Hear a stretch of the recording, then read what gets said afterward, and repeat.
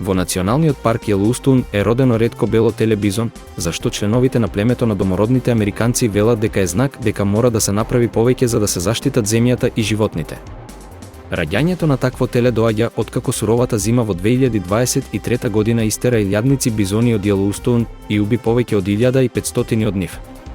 За индијанското племе Лакота, раѓањето на белото теле е слично на второто доаѓање на Исус Христос, вели Looking Horse, додавајќи дека уште едно такво теле е родено во Висконсин во 1994 година и го добило името Чудо.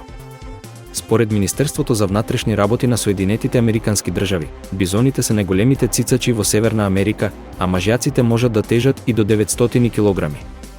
Нивната сезона на парење трае од средината на јули до средината на август, во текот на која тие можат да бидат поагресивни отколку во други периоди од годината.